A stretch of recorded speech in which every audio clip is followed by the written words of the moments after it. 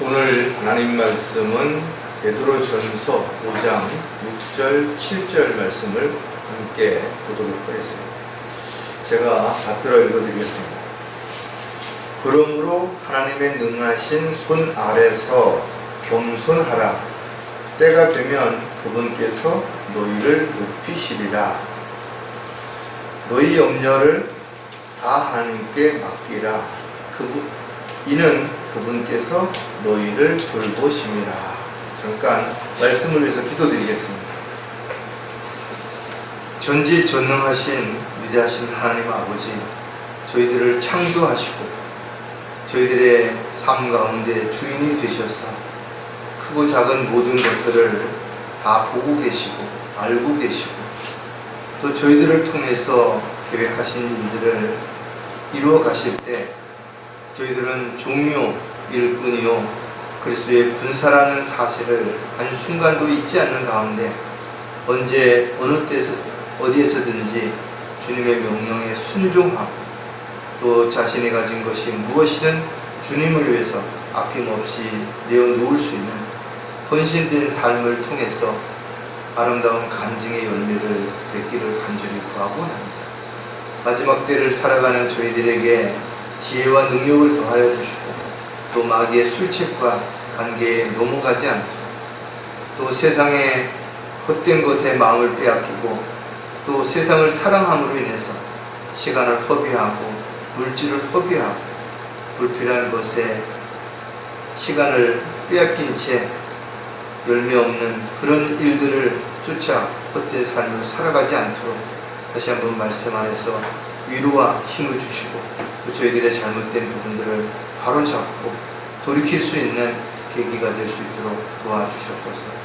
오늘도 말씀 위에 기름 부어주셔서 이 말씀이 전하는 그 의미를 정확하게 저희들이 깨닫고 한층 성숙하고 더 나아가서 주님 앞에 아름다운 열매를 맺을 수 있는 그런 삶이 될 수 있도록 역사해 주시옵소서. 다시 오실 우리 주 예수 그리스도의 이름으로 기도드렸습니다. 오늘 본문을 보면 왜 우리가 겸손해야 하는가 그 이유를 분명하게 기록하고 있습니다. 정치인들이 선거 때가 되면 생선을 파는 사람들하고도 손을 잡고 흙이 잔뜩 묻은 농부하고도 손을 잡죠. 하지만 그것이 보여주기 위해서 사람들의 마음을 훔치기 위해서 하는 그런 행위라면 그런 건 결코 겸손이 될 수 없습니다. 사람들이 많이 모인 곳에서 또 특별한 그런 일을 할 때 사람들은 겸손하죠. 예의도 바르고 정중합니다. 그러나 돌이켜서 그 사람들이 조금만 바뀌어지면 상황이 달라지면 고함을 지르고 욕을 하고 사람들한테 거짓말을 하고 이런 모습들을 볼 때 참 안타깝죠. 너무나 위선적인 모습들이 가증스러운 그런 삶이 어쩌면 저와 여러분의 살아가는 모습들을 하나님께서 보실 때 혹시 그렇게 보시지는 않을까 하는 두려움이 분명 있을 겁니다. 나름대로 여러분들이 직장에서 또 일터에서 또 생활하시면서 겸손한 삶을 살려고 많이 노력하실 거예요. 또 실질적으로 그렇게 사실 겁니다. 하지만 본인 입으로 나는 겸손한 삶을 살아가고 있고 누구 앞에서도 자신을 낮춘다라고 그렇게 말하기는 어려울 것입니다. 사실 겸손한 삶이 한두 번 정도 행해지는 것은 할 수 있어요. 그러나 이와 같은 삶이 하루 이틀이 아니라 한 달, 두 달, 1년, 10년 이렇게 지속하는 것은 결코 아무나 할 수 있는 일은 아닐 것입니다.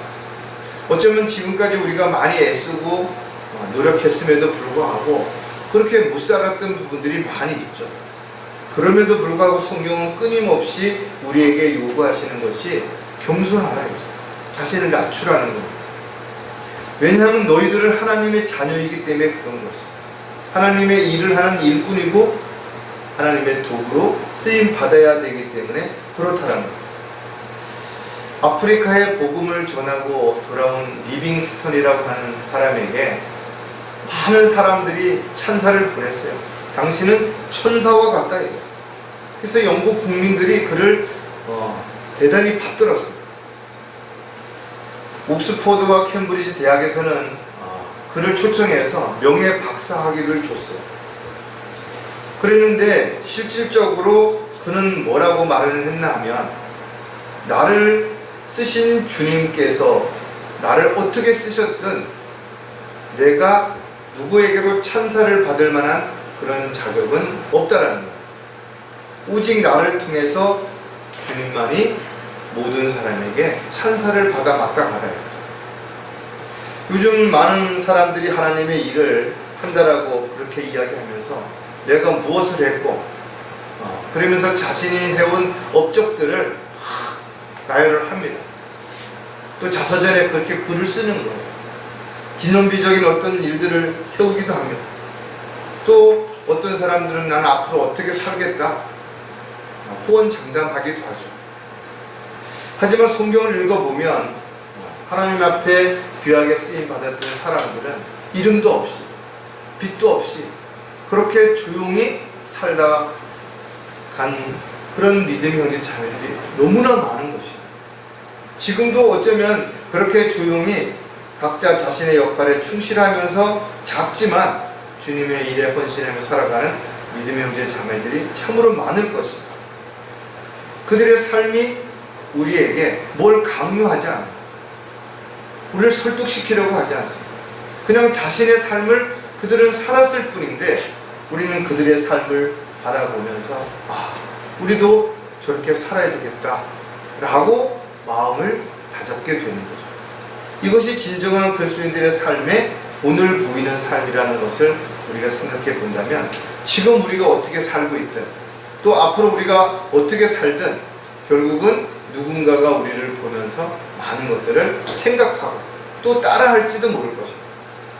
그렇다면 우리가 어떤 영향력을 미치는 삶을 살아야 될지를 다시 한번 생각해 보시고 오늘 말씀을 다시 한번 깊이 생각해 보는 그런 시간을 가지려고 합니다. 오늘 설교 제목은 신앙생활을 겸손하게 지속하려면 그랬어요.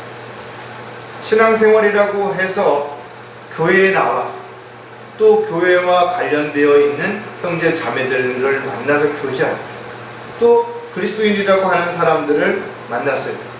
이럴 때만이 아니라 우리가 평소에 먹고 마시고 생활하는 그런 일상생활 속에서 과연 나의 생활이 겸손한가? 사람들의 특징은 누구에게인가 대접을 받기를 원합니다. 인정받기를 원해. 그러다 보니까 자기도 모르게 자랑하게 되고 그런 것들이 하나 둘씩 쌓여서 교만하게 되고 자만하게 되는 것이죠. 겸손이라는 말은 몸을 낮추어 공손하고 양보한다 이런 의미입니다. 다시 말해서 자신을 낮추지 않고는 겸손해질 수가 없다라는 거예요. 반드시 겸손을 실행하기 위해서는 낮은 데로 내려와야 되는 거예요. 높은 자리에 앉아서 높은 권력과 명예 이거를 그대로 사람들 앞에 인정받으면서는 겸손한 삶이 절대 될 수 없어요. 어떻게 보면 겸손이라고 하는 것은 그리스도인들의 삶에 있어서 실천 덕목 가운데 가장 중요한 하나의 요소가 될 수도 있죠. 그러나 이렇게 겸손한 삶을 살아가는 사람들이 많지 않을 뿐만 아니라 또 그렇게 살려고 하는 사람들도 많지 않은 것이에요. 솔로몬은 주를 두려워함으로 존귀에 앞서 겸손히 있음을 우리에게 제시하고 있다. 정말 하나님을 두려워한다면 자기가 얼마나 대단한 존재인지를 앞세우기 전에 먼저 겸손해져야 되겠죠. 예수님께서도 친히 나는 섬김을 받으러 온 것이 아니라 섬기려 왔다라고 말씀하셨어요. 제자들의 발을 씻기면서 섬김의 본을 보여주시기도 했다라는 거예요. 겸손은 그리스도인들이 반드시 지켜 행해야 할 어떻게 보면 신앙생활의 근본이기도 한 것이죠. 또 믿음의 신뢰를 얻을 수 있는 가장 기본적인 원칙이 될 수도 있을 것입니다. 그래서 사도 바울은 모두가 서로 복종하고 겸손함으로 입어야 된다라고 권면하고 있는 거죠. 자기보다 나은 사람 앞에 가서 잘 보이려고 굽실거리고 아부를 하는 것, 겉으로 보기에는 비슷해 보일지 모르지만 이것은 결코 겸손이 아니라는 거예요.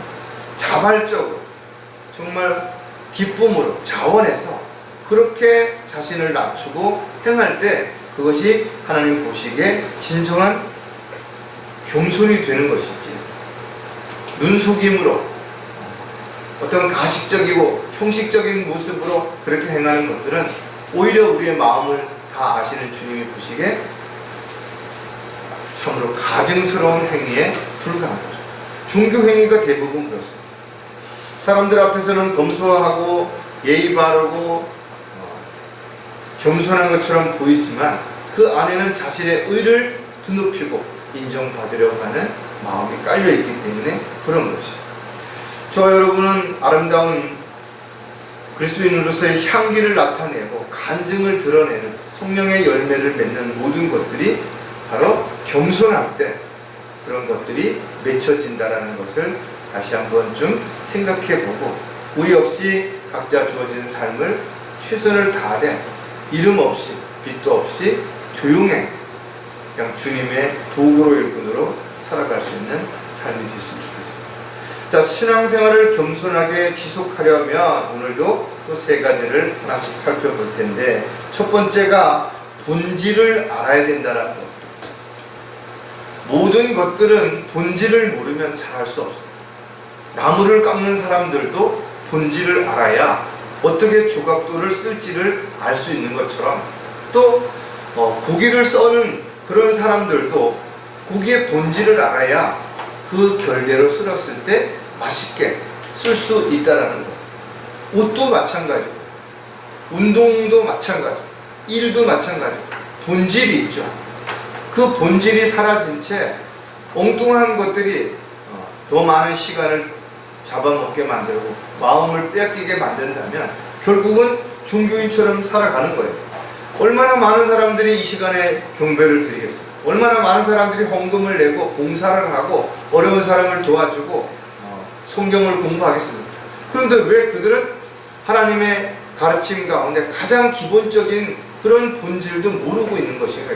그들이 만약에 그런 것들을 알았더라면 과연 종교인이 아니라 신앙인으로 분명히 살았을 것이에요. 겸손이라는 그 단어가 라틴어로 휴미니스터스라고 하는데, 실질적으로 그 의미를 보면 대지, 땅, 흙, 즉 낮은 곳에 있는 무엇인가를 가리키는 거예요. 낮은 곳에 있어야만 받아들일 수 있습니다. 또 포용할 수 있어요. 생명을 줄 수 있습니다. 흙이 높은 곳에 있다면 많은 걸 받아들일 수가 없어요. 비가 와도 다 흘러내리겠죠. 즉 낮은 위치에 있을 때 누군가를 감싸줄 수도 있고 포용할 수도 있고 그에게 뭔가를 줄 수도 있다는 거예요. 이처럼 그리스도인들의 신앙생활 속에서 겸손이 빠지게 된다면 그가 하는 모든 것들이 결국은 누군가에게 가르치는 것처럼 또 책망하는 것처럼 이렇게만 들릴 수 있다는 거예요. 저와 여러분은 겸손의 본질을 알고 하나님의 사랑을 알면 알수록 더욱더 많은 사람들에게 하나님의 은혜와 사랑을 알 수 있는 기회를 전하는 도구로 쓰임받을 수가 있게 되는 거죠. 아무리 우리가 성경 지식이 풍부하고 열정이 있고 또 많은 경험을 가지고 있다 할지라도 우리의 말과 행실에 있어서 본이 되지 않는다, 겸손해지지 않는다면 많은 사람들은 오히려 오해하고 우리가 하는 말에 대해서 신뢰를 가지지 않을 수 있게 되는 거죠. 그래서 겸손한 자가 되기 위해서는 반드시 낮은 곳으로 내려가야 되는 거죠. 그래서 예수님께서 제자들의 발을 씻김으로 인해서 가장 낮은 위치에서 가장 낮은 모습으로 겸손의 본을 보였다라는 거예요.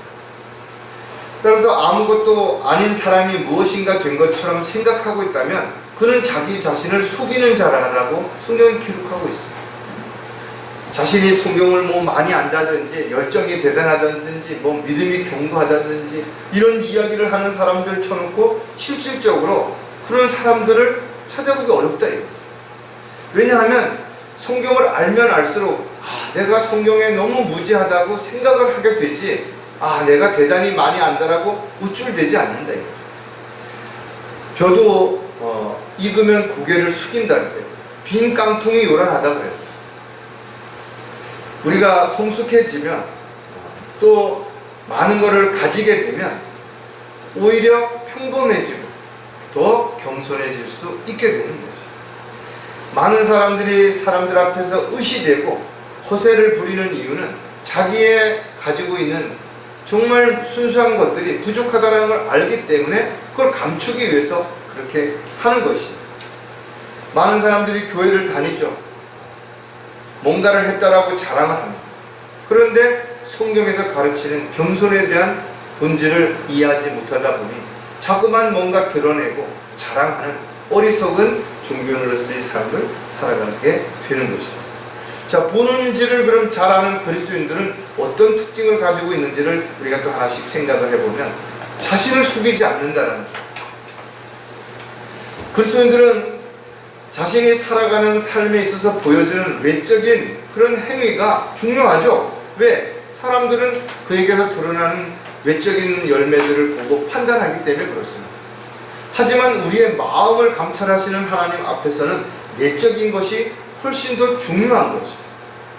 즉 다른 사람 앞에서 내가 어떤 행위나 말로 얼마든지 거짓을 말하고 속일 수 있죠. 위선적인 그런 모습으로 살아갈 수 있습니다. 하지만 그 마음을 바꿀 수는 없어요. 마음을 완전히 바꾸게 된다면 그의 삶이 달라지기 때문에 마음이 바뀌어졌는데도 거짓 위선을 행하는 사람들은 많지 않은 것입니다. 저와 여러분이 하나님의 영광에 참여하기 위해서는 반드시 고난에 동참해야 된다고 사도 바울이 로마서에 편지하면서 가르쳐 준 것입니다.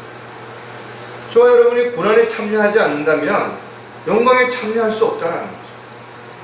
우리가 신실한 그리스도인으로서 청지기로서 살아가기 위해서는 반드시 고난을 감당해야 되고 이겨내야 되는 것이죠.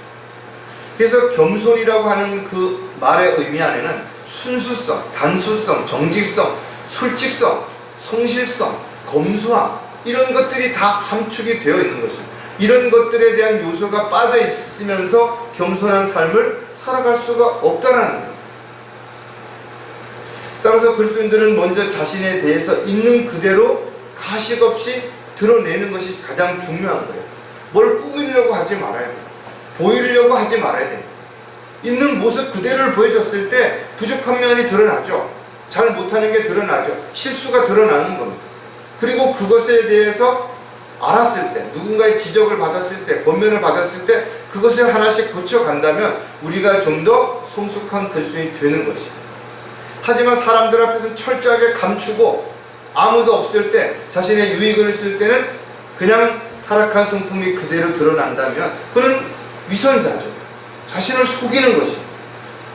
갈라디아서 6장 3절에 보면 만일 어떤 사람이 아무것도 아니면서 무언가 되는 줄로 생각하면 그 사람은 자신을 속이는 것입니다. 오늘날 많은 사람들이 스스로를 높이죠. 자기가 대단한 사람이라고 자랑을 합니다. PR 시대라고 이야기하면서 내가 뭘 했고 어떻게 할 수 있고 이야기하는 것입니다. 하지만 착각하는 것입니다. 분명한 것은 성경을 알면 알수록 우리가 믿음이 더 깊어지면 깊어질수록 주님을 사랑하는 마음이 크면 클수록 자신이 얼마나 하찮은 존재인지 벌레만도 못한 존재인지를 알게 되는 것입니다. 저 여러분이 구원받기 전에 대단한 사람이라 알았죠. 구원받고 나서 자신을 돌아보니 영원한 지옥에서 고통받아야 하는 참으로 벌레만도 못한 존재인 걸 알게 됐기 때문에 하나님의 은혜와 사랑이 너무나 소중하고 크고 놀랍다라는 것을 우리는 잊을 수가 없게 되는 것이죠. 하나님께서는 값없이 우리에게 아낌없이 모든 걸 주신 것입니다. 자신의 생명까지 주셔서 우리를 하나님의 자녀로 삼게 하시고 우리로 하여금 산 소망을 가지고 다시 오실 주님을 기다리면서 살 수 있도록 하신 것입니다. 이러한 사실을 우리가 마음속 깊이 알고 있고 그런 그 의미와 가치를 잊지 않는다면 우리는 자신을 속이면서까지 사람들 앞에 보이려고 인정받으려고 그렇게 살아야 할 이유가 전혀 없죠.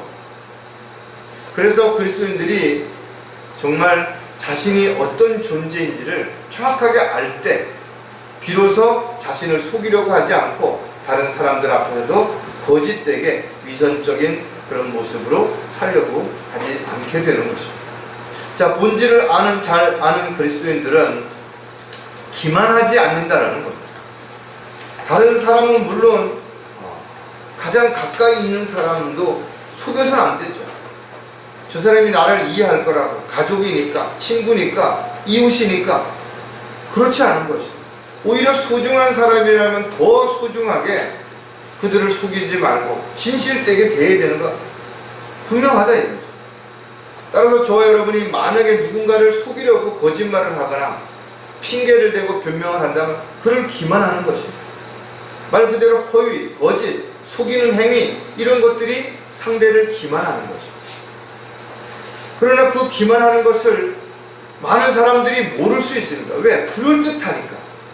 가짜일수록 더 진짜인 것처럼 포장을 하니까. 없는 사람이 있는 척 하기 위해서 더 꾸미기 때문에 잘 모를 수도 있어요. 때가 이르리니 사람들이 건전한 교리를 견디지 못하고 그들 자신의 정욕에 따라 가려운 길을 즐겁게 해줄 선생들을 많이 두요. 어느 한 곳에 가서 만족하지 못해요. 그래서 병원에서 분명 진단을 받았는데도 또 다른 병원에 여기저기 계속해서 돌아다니면서 시간을 허비하면서 치료받을 시간을 놓치는 사람들도 있죠. 또 누군가가 정말 진심 어린 권면을 해주는데 또 누군가가 또 물어보고 찾아보고, 왜? 스스로가 대단하다고 생각하기 때문에 그렇습니다.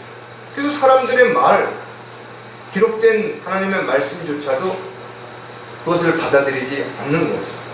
그래서 마지막 때에 감언이설로 사람들을 속이면 어떻게 하면 천국 갈 수 있다, 어떻게 하면 복을 많이 받을 수 있다, 어떻게 하면 죄를 사함을 받을 수 있다. 그런데 영적 무지한 사람들은 속아서 거기에 끌려가는 거죠.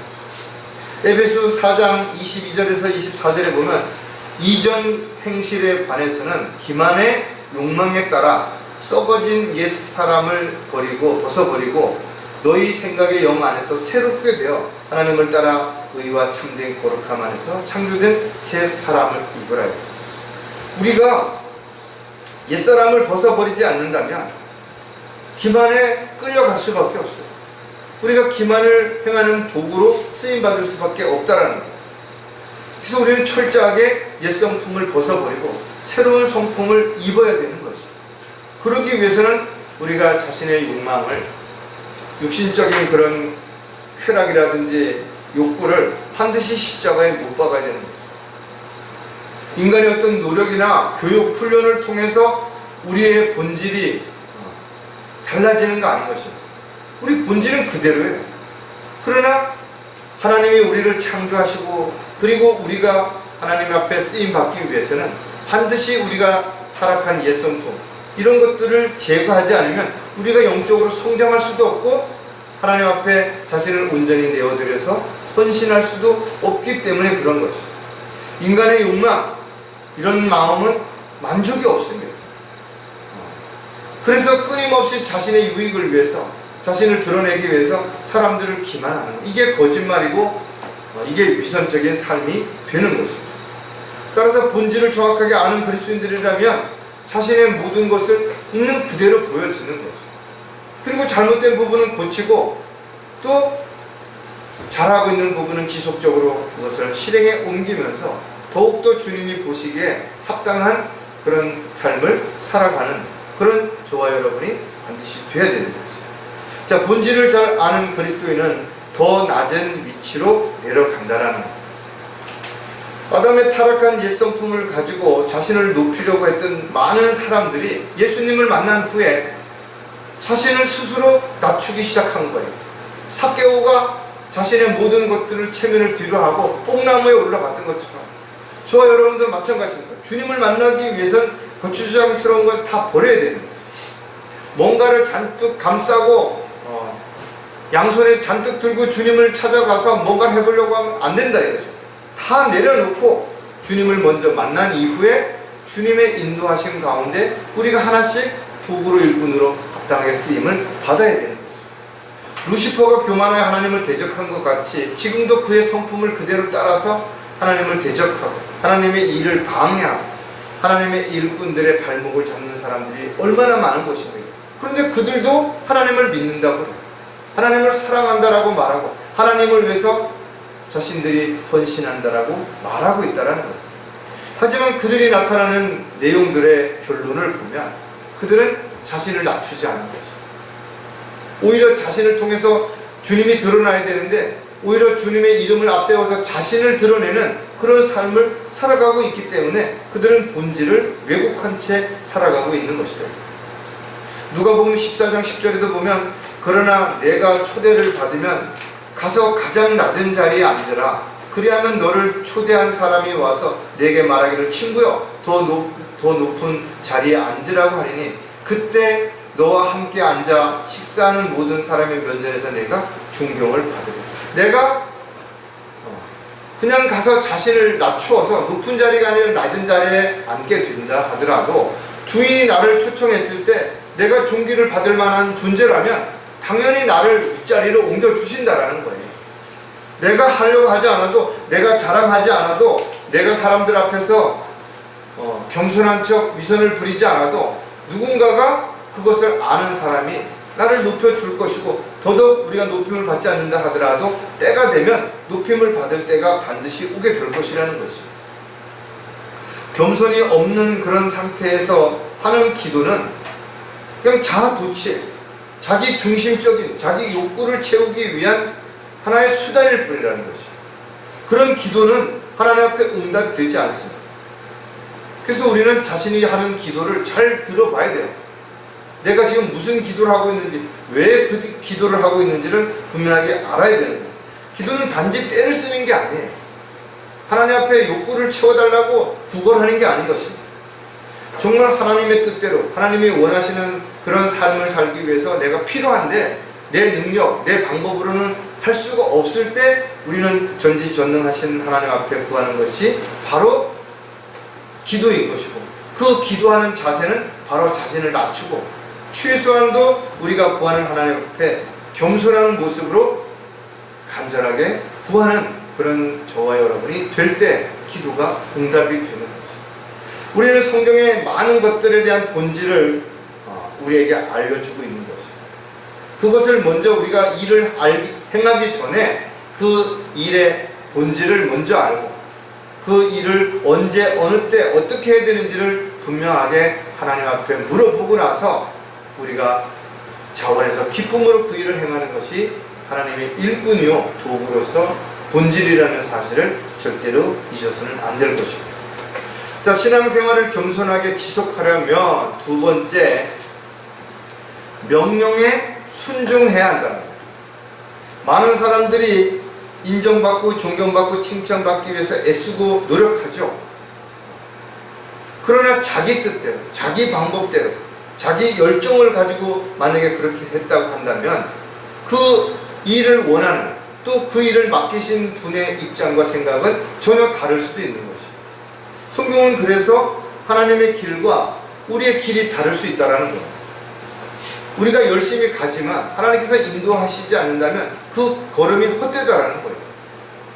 다시 말해서 우리가 주님의 명령을 받지 않고 열정을 가지고 무언가를 아무리 많이 하고 열심히 했다 하더라도 주님께서 우리에게 그것을 시키신 것이 아니라면 헛수고를 한 것입니다. 그래서 우리는 모든 일을 하기 전에 반드시 종으로서 주님에게 무엇을 어떻게 해야 할지를 반드시 구해야 할 것이고, 또 주님이 명령하는 것이 무엇이든지 간에 내 생각에는, 내 마음에는, 내 입장에서는 아니라 예 알겠습니다 라고 순종해야 되는 것이죠. 오늘날 많은 사람들이 자신이 무엇을 했다라고 말한다 이거죠. 그러나 과연 하나님께서 그것을 그 사람에게 맡긴 적이 있는가? 그렇게 하라고 시키셨는가? 한 번쯤 생각해 봐야 되는 것이죠. 때로는 어떤 좋은 결과를 가져올 수도 있죠. 그러나 그 방법이나 과정이나 목적이 주님 보시기에 합당하지 않는다면 그냥 자기 의를 내세운 것에 불과한 것입니다. 자기 자랑한 것입니다. 그러므로 너는 자선을 베풀 때 위선자들이 사람들에게 영광을 얻으려고 회당과 거리에서 하는 것처럼 내 앞에 나팔을 불지 말라. 진실로 내가 너에게 말하노니 그들은 그들의 상을 받은 것이라. 세상에서 자기가 뭘 했다라고 떠벌리고 다니는 사람들은 칭찬받죠. 상을 다 받은 거예요. 주님 앞에 섰을 때 아무것도 받을 게 없다라는 겁니다. 따라서 우리가 겸손한 삶을 살아가기 위해서는 주님의 명령에 먼저 순종하는 그런 자세부터 갖추어야 되는 거죠. 그런 자세가 아니라 내가 뭐를 하겠다라고 나를 앞세우는 사람들은 절대 겸손하게 주님이 원하시는 그런 도구로 일꾼으로 쓰임을 받을 수가 없게 되는 것이죠. 따라서 신앙생활을 지속하기 원한다면, 그것도 우리가 겸손하게 그렇게 하기를 원한다면 가장 먼저 주님의 명령에 순종하고 우리가 겸손한 자세로 주님의 일에 있어서 자신을 온전히 내어드릴 수 있는 그런 마음과 생각 그리고 자세, 이런 것들이 반드시 필요하다라는 거예요. 자, 명령에 그럼 순종하는 그리스도인들은 어떤 특징을 가지고 있는지를 또 몇 가지를 생각해 보면, 형식적으로 하지 않는다. 사람들은 사람들 앞에 보이기 위해서 형식적으로 그런 척, 아닌 척, 열심히 하는 척 뭔가 하죠. 그러나 우리는 우리의 모든 것을 다 아시는 하나님 앞에서 쓰임받는 도구라면 억울해할 것도, 손해를 본다고 해가지고 우리가 화를 낼 이유도 없다라는 거예요. 주님이 원하시는 일에 쓰임을 받고 있다면 그 결과가 어떠하든 우리는 지금 잘하고 있는 거예요. 나머지는 주님께서 그런 것들을 통해서 우리에게 뭔가를 깨닫게 해주시거나 손해를 통해서 우리에게 가치를 알게 해주시거나 분명한 이유가 있을 수 있죠. 그래서 때로는 손해보는 걸 보시고도 묵인하실 수 있어요. 침묵하실 수 있습니다. 그러나 그것이 그냥 하나님이 모르셔서 그렇게 하시는 거 아니에요. 분명 저와 여러분을 하나님 사랑하시는 거죠. 사랑하신다면 우리에게 아낌없이 주시고 더 주시길 원하시는 거죠. 문제는 더 많은 걸 주셨을 때 우리가 세상으로 돌아가거나 하나님이 없어도 나는 잘 살 수 있다라고 교만해질 수 있기 때문에 억제한다면 여러분 어떻게 하시겠느냐. 베드로전서 2장 1절에서부터 2절을 보면, 그러므로 모든 악의와 모든 속임수와 위선과 시기와 온갖 비방하는 말을 버리고 간단 아기들로서 순수한 말씀의 저주를 사모하라. 이는 너희가 그것으로 인하여 잘하게 하려 함이라. 우리가 버려야 할 것들이 너무나 많다 이거죠. 그리고 우리는 순수한 하나님의 말씀을 어린아이처럼 한 번, 두 번, 세 번 끊임없이 지속적으로 받아들임으로 인해서 우리가 성숙했을 때 우리가 하나님의 도구로, 일꾼으로 그렇게 쓰임받을 수 있는 것이죠. 성숙하지 못하는 그리스도인들의 가장 큰 특징은 뭔가 하면, 조금 전에 나열했던 것처럼 악의와 속임수, 위선, 시기, 비방, 이런 것들이 그 안에 자리 잡고 있는 것이죠. 이게 성장하는 데 걸림이 되는 것이죠. 또 자의적인 겸손으로 뭔가를 하려고 하는 이런 것이 바로 위선적인 삶이고, 이것이 걸림이 되죠. 골로새서에도 보면 아무도 자의적인 겸손과 천사들을 숭배함으로 너희의 상을 속여 빼앗지 못하게 하라. 그는 보지 않는 것을 억지로 주장하고 자기 육신의 생각으로 헛되이 과장하며 그랬어요. 얼마나 많은 사람들이 뭔가를 부풀려서 또는 축소시켜서 그렇게 하는 것이냐. 저와 여러분은 형식적으로 누구에게 보이기 위해서, 인정받기 위해서 그렇게 해서는 안 되는 거죠. 말을 할 때도 행동할 때도 마찬가지입니다. 마지막 때에는 많은 자들이 양심이 화인으로 마비되어 위선으로 거짓을 말하게 될 것을 경고하고 있다. 수많은 사람들이 형식적으로 자신이 하는 거짓된 행동들을, 거짓된 말을 포장을 하고 있는 것이죠. 그리고 사람들을 속여서 진실되게 보이기 위해서 꾸며낸 그런 모습들이 하나님 보시기에 얼마나 가증스러운지를 우리가 알고 있기 때문에 형식적인 어떤 것들도 해서는 안 되는 것입니다. 이런 것들이 우리가 살아가는 동안에 우리의 삶을 통해서 드러나지 않도록 그렇게 하기 위해서 우리가 스스로가 겸손한 삶을 살아가는 저와 여러분이 본질적인 이 기본적인 것들을 알기 위해서 반드시 주님의 명령에 순종하는 삶이 되어야 됩니다. 명령에 순종하는 그리스도인들은 뜻과 계획을 따른다는 거예요. 형식적이고 가식적인 자들은 자신의 뜻과 계획대로 살면서 또 그렇게 살려고 하면서 입으로는 매번 하나님을 사랑한다, 하나님의 뜻대로 헌신한다, 자기인 종이라고 그렇게 말하는 것이죠. 하지만 세상적인 사람들은 그런 사람들을 구별할 수가 없어요. 그들의 삶이 거짓된지 아닌지조차도 알 수가 없습니다. 따라서 반드시 거듭나서 영적인 분별력을 가진 사람 눈에만 그들이 하는 것들이 거짓인지를, 위선적인 것인지를 분별할 수 있게 되는 거죠. 따라서 종교인들이 행하는 그 열정과 또 그들이 하는 모든 것들이 어떻게 보면 영적인 것처럼 보이고 하나님을 기쁘시게 하는 것처럼 보일 수 있죠. 그러나 믿음이 없다면, 또 그들이 하는 것이 사람을 기쁘게 하려고 하는 것이라면 하나님 보시기에는 아무것도 아닌 것이죠. 오히려 하나님을 앞에 가증스럽게 보여줄 수밖에 없다는 거예요. 따라서 저와 여러분이 진실되고 겸손한 신앙생활은 어떻게 보면 그리스도인들의 삶에 있어서 원동력이 될 수 있죠. 힘의 근원이 될 수 있는 것이죠.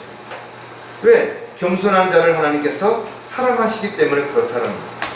에베소서 6장 6절에서 7절에도 사람을 기쁘게 하는 자처럼 눈가림으로 하지 말고 그리스도의 종으로서 마음으로부터 하나님의 뜻을 행하여 선한 뜻으로 봉사하되 주께 하듯 하고 사람에게 하듯 하지 말라. 우리가 하는 모든 것들이 사람에게 인정받기 위해서 그렇게 가식적으로 행하지 말라라는 거예요. 하나님 다 알고 계신다라는 거예요. 언제 어디서 무엇을 하든지 알아주든 몰라주든 누가 보든 안 보든 간에 하나님께 하듯 그렇게 우리가 하면서 살아간다면 우리의 삶이 겸손한 삶이 될 수밖에 없는 것이죠. 또 우리가 그렇게 행함으로 인해서 손해를 보고 어려움을 겪을 수 있죠. 그러나 주님은 그조차도 다 알고 계신다라는 거예요.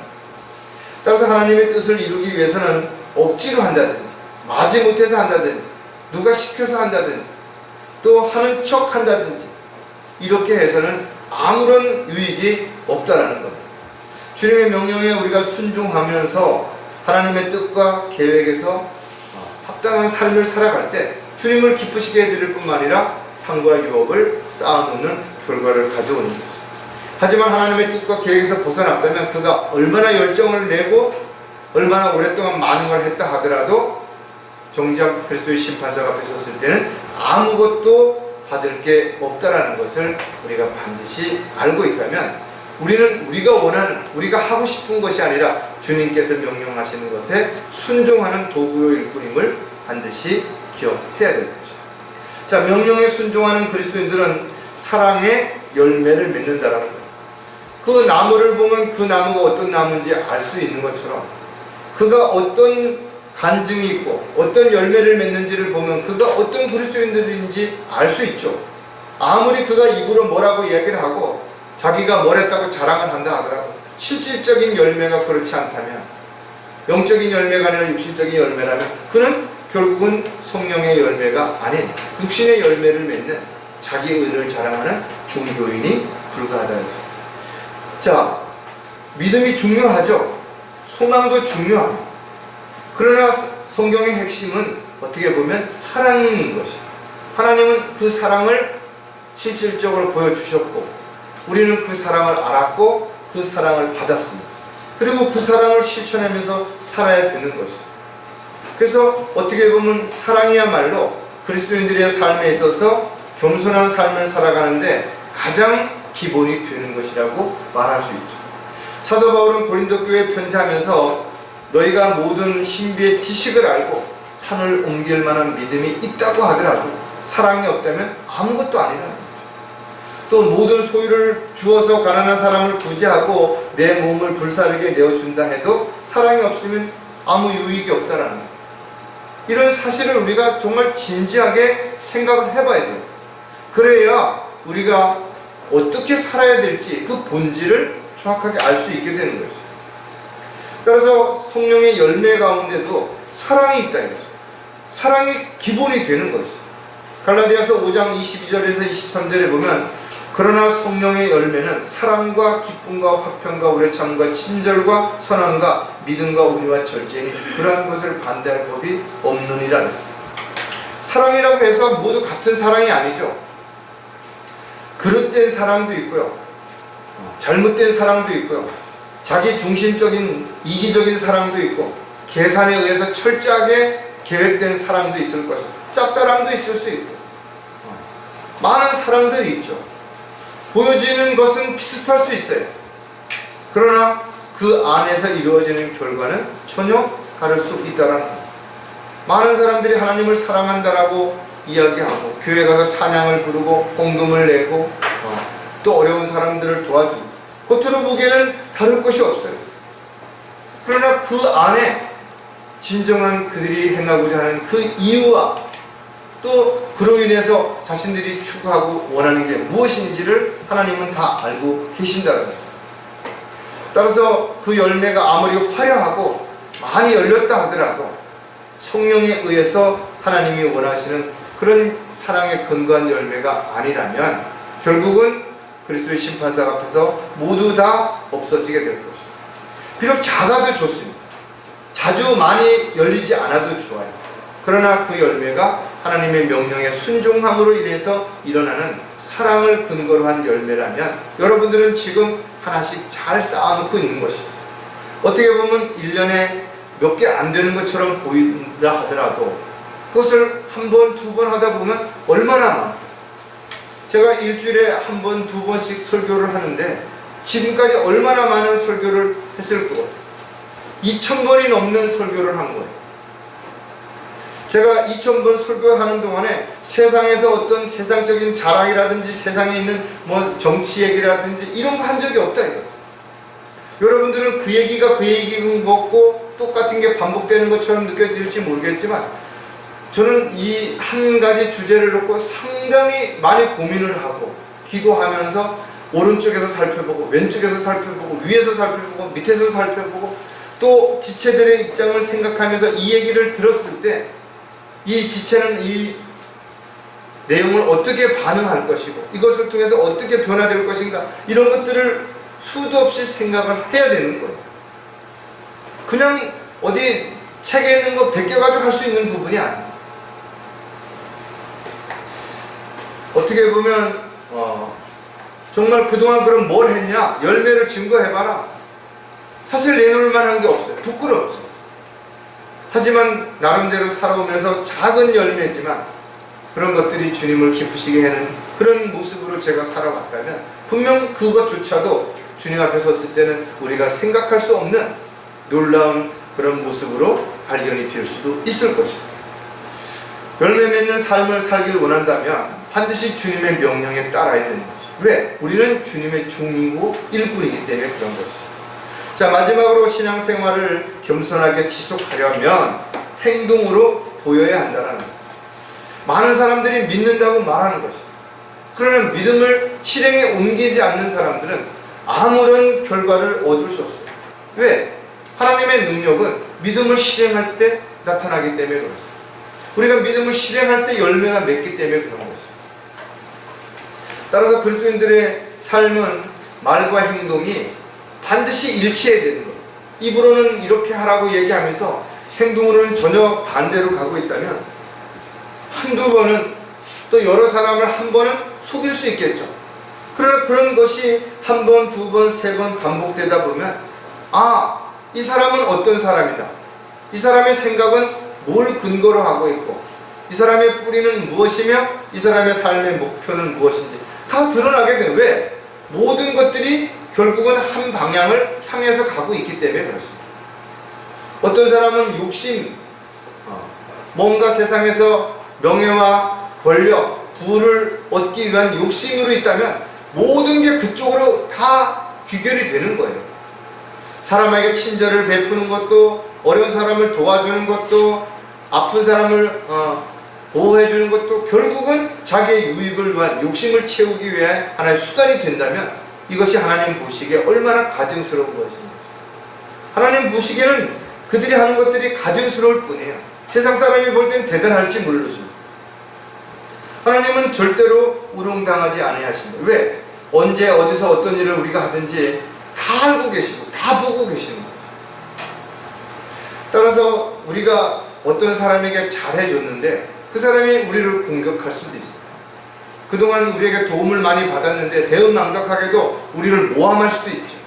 그렇다고 해서 우리가 화를 내고 같이 싸우고 그래야 할 이유가 없습니다. 우리는 우리가 한 것으로 인해서 최선을 다한 것이죠. 상대방이 거기에 대해서 우리의 호의를 악으로 이용해 먹는다든지 우리의 등을 뒤통수를 친다든지 결국은 그것은 그들이 받아야 할 결국은 심판의 한 부분인 것입니다. 저와 여러분이 주님을 만난 이후에 어떻게 살았든 우리는 주님 앞에 서서 그리스도의 심판서가에서 상과 유업을 받게 될 것입니다. 상 받을 일을 했으면 반드시 받을 것입니다.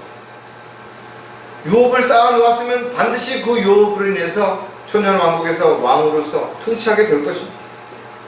그 어떤 것도 바뀌어질 건 아무것도 없는 것입니다. 그렇다면 저와 여러분이 지금 행하고 있는 모든 것들이 다 기록이 되어 있는 것입니다. 잘했든 못했든 열심히 했든 게을리했든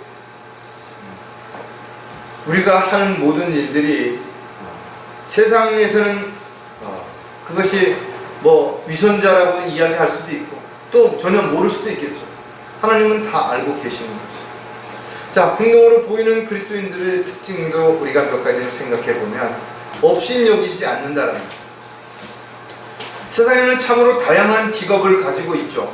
사람들이 그 직업에서 열심히 일을 하면서 돈을 벌기도 하고 뭔가를 만들어서 다른 사람의 편리를 제공하기도 하고 또 어려운 사람들에게 기회를 주기도 합니다. 그렇다고 자신이 하는 것을 다른 사람이 못한다고 이 사람 왜 그것도 못하는가? 저 사람 바보가 아닌가? 그렇게 함부로 평가하고 업신여겨서는 안 된다는 거예요. 왜? 내가 다른 사람이 하는 걸 못하는 게 너무나 많기 때문에 그런 거죠. 내가 어떤 부분은 잘할 수 있어요. 그러나 어떤 부분은 전혀 못할 수도 있다는 걸 우리가 인정한다면 함부로 직업이라고 하든지 나이라고 하든지 성별이라고 하든지 그것을 보고 사람을 평가하고 함부로 대하고 업신여기고 그렇게 해서는 안 되는 거죠. 우리 안에 성령님 계시다면 성령님께서 우리를 바른 길로 인도해 주시고 그 인도해 주시는 과정 가운데 억울함을 당하든 손해를 보든 하나님은 반드시 그것을 보상해 주실 것이고 우리가 손해보지 않도록 억울해지지 않도록 반드시 언젠간 갚아 주실 것이다. 왜? 하나님은 다 알고 계시기 때문에 그런 거죠. 하나님께서 잠시 묵인하시든 잠시 그것을 외면하시든 이 또한 이유가 분명히 있는 거예요. 아직 때가 안 됐다든지 아니면 내가 받을 만한 준비가 그릇이 부족하든지 아니면 내가 그것을 받아서 잘못 사용하려고 계획을 세우든지 분명 이유가 있다는 거예요. 빌립보서 2장 3, 4절을 보면 어떤 일도 다툼이나 허용을 따라서 하지 말고 오직 생각의 겸손함으로 남을 자신들보다 존중하고 각자 자기 일만 돌보지 말고 남의 일도 돌아보라. 판단하지 말아야죠. 평가하지 말라는 겁니다.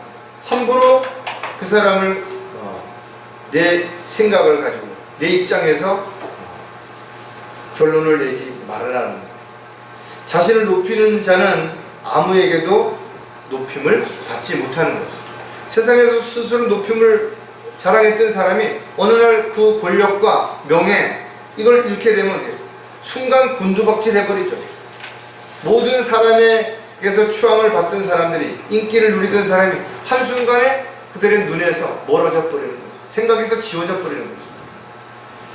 따라서 저와 여러분이 자신을 스스로 주 안에서 낮춘다면 주님께서 반드시 우리를 언젠가 높여주실 때가 있게 될 것입니다. 오늘 본문에서 보았던 것처럼 하나님의 능하신 손 안에서 겸손해지게 되면 때가 되면 높여주시는 것입니다.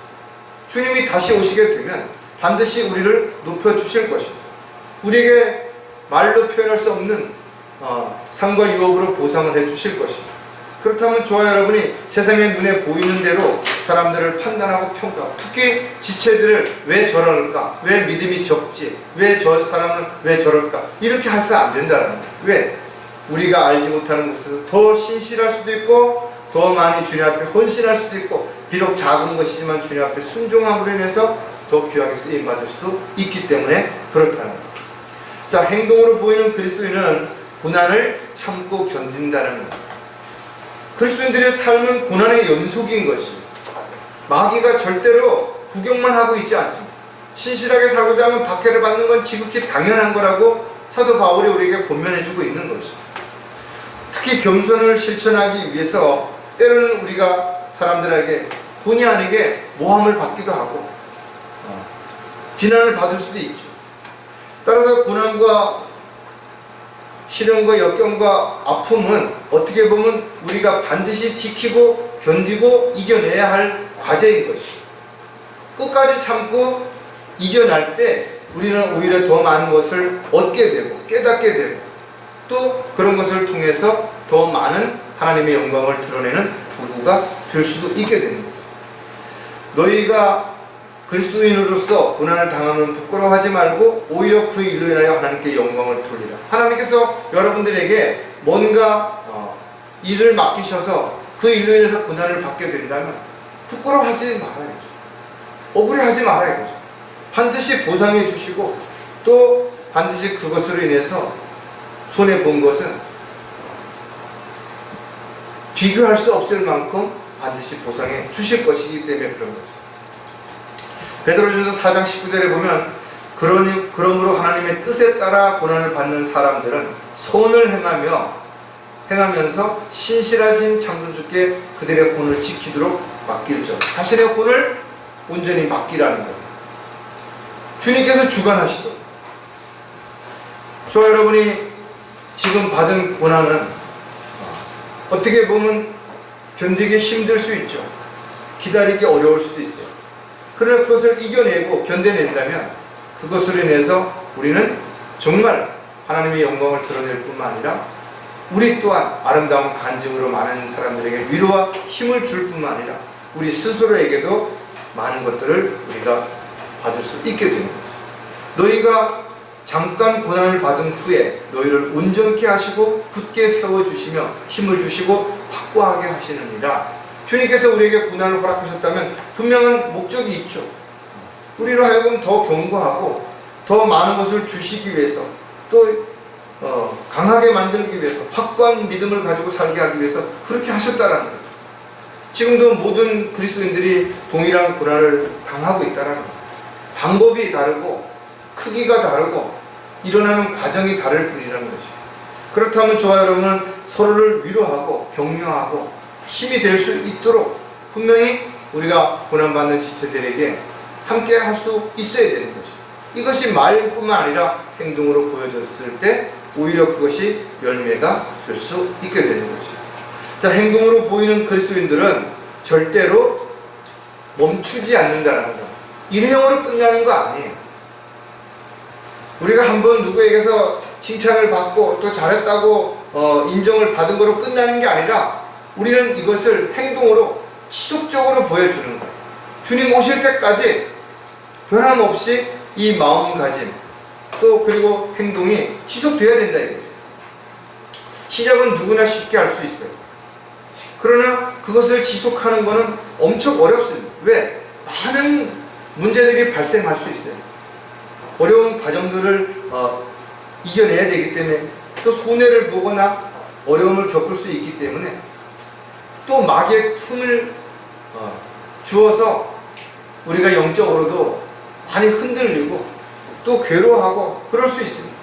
그래서 많은 사람들이 중간에 마음은 있었지만 호언장담했지만 세상으로 돌아간 것이 하나님의 일을 포기하고 자기 좋아하는 자기 원하는 일을 하면서 적당히 하나님을 섬기는 것처럼 사람들 앞에 가식적인 삶을 살아가는 사람들도 얼마든지 있다라는 거예요. 우리가 사람들한테 뭘 잘 보여야 할 이유 없어요. 그렇다고 일부러 밉보이려고 뭐 사람들 앞에서 화를 내고 소리를 지르고 욕을 하고 그럴 이유도 없죠. 그러나 잘 보이기 위해서 가식적인 행동을 할 필요는 없다라는 거예요. 진솔하게 그가 알아주든 몰라주든 진솔하게 내 그 부분을 가지고 살아간다면 하나님께서 그 사람의 마음을 바꿔주고 또 환경과 여건을 바꿔주고 또 어떤 조건들을 바꿔주어서 모든 일들이 주님이 원하시고 기뻐하시는 결과로 열매를 맺을 수 있는 삶을 살게 만들어주는 것이죠. 사도행전 20장 24절에 그러나 나의 달려갈 길을 기쁨으로 끝마치고 내가 주 예수로부터 받은 사역 곧 하나님의 은혜와 복음을 증거하기 위해서라면 이런 일을 전혀 개의치 아니할 뿐만 아니라 나의 생명을 조금도 아끼지 아니하리라. 사도행전에 사도 바울이 이렇게 고백했는데 실질적으로 디모데 후서에 보면 그렇게 살았잖아요. 그리고 달려갈 길을 마쳤고 의의 멸류관이 자신을 기다리고 있다는 것을 이야기했다 이거죠. 저와 여러분도 마찬가지. 내가 구원받은 이후에 난 이렇게 살아야 되겠다 라고 여러 번 다짐했을 것입니다. 하나님 앞에 기도도 했을 것입니다. 어떤 것은 지금 그렇게 잘 지키며 살고 있는 것도 있지만 어떤 것은 순간순간 지키지 못할 때 있죠. 그래서 우리는 자백합니다. 또 고치려고 애쓰는 거예요. 이것을 멈추지 않고 우리가 지속적으로 해야 달려갈 길을 끝까지 잘 맞출 수 있어요. 저와 여러분이 아직 가야 할 길이 얼마나 남았는지 몰라요. 그러나 이제 얼마 남지 않았다는 걸 우리 분명히 알고 있어요. 또 그 가는 길에 얼마나 많은 문제와 어려움이 있을지 장애물이 있을지 알지 못합니다. 그래서 지금까지 우리가 잘 견뎌오고 이겨내고 넘어왔던 것처럼 앞으로도 충분히 넘어갈 수 있어요. 아무리 그 길이 협조하고 사람들이 많이 가지 않는다 하더라도 우리는 지금까지 잘 왔다 이거예요. 왜? 주님이 우리를 인도하셨고 우리는 주님을 따라왔기 때문에 그것이 가능한 것이에요. 주님의 약속을 믿고 우리는 멈추지 않고 끊임없이 달려왔기 때문에 그것이 가능했다라는 거예요. 지금은 마지막 시대에 마지막 때에 일어날 징조들이 어떤 것인지 성경에 기록해 놓았는데 실제로 그런 일들이 지금 우리 주변에서 일어나고 있는 것입니다. 따라서 주님 오실 때가 심히 가까이 왔다면 이제 우리는 종으로서 일꾼으로서 그리스도의 군사로서 마땅히 주님 앞에 승리함으로 주님을 기쁘시게 해드리는 종여 일꾼으로서의 삶을 살아가야 되는데 그러기 위해서 우리가 갖춰야 할 여러 가지 요소 가운데 오늘 살펴본 겸손한 그리스도인으로서의 삶을 지속하게 위해서 우리가 신앙생활이 항상 주님 보시기에 합당하게 다 드러내는 솔직하고 진솔된 그런 모습으로 살아가는 저와 여러분이 되시기를 다시 한번 부탁을 드립니다. 기도하겠습니다. 아버지 하나님, 저희들은 참으로 어리석고 부족하고 또 자랑할 만한 것들이 없습니다. 하지만 사람들에게 보이기 위해서, 인정받기 위해서 꾸미고 가식적이고 형식적인 삶을 살아가는 종교인이 아니라 주님 앞에 모든 것을 다 드러내놓고 부족한 부분을 채우고 또 고치고 변화되는 가운데서 주님의 도구로, 일꾼으로 또 그리스도의 군사로 순종하며 주님의 뜻과 계획에 합당한 쓰임을 받다가 주님 앞에 서기를 간절히 구하곤 합니다. 오늘 주신 말씀을 다시 한번 마음판에 잘 새기고 저희들이 스스로를 낮춤으로 인해서 섬기는 자세로 살아갈 때 반드시 주님께서는 보상해 주실 것이고 높여주신다는 확신 가운데 저희들이 그렇게 살 수 있도록 도와주시옵소서. 다시 오실 우리 주 예수 그리스도의 이름으로 기도드렸습니다.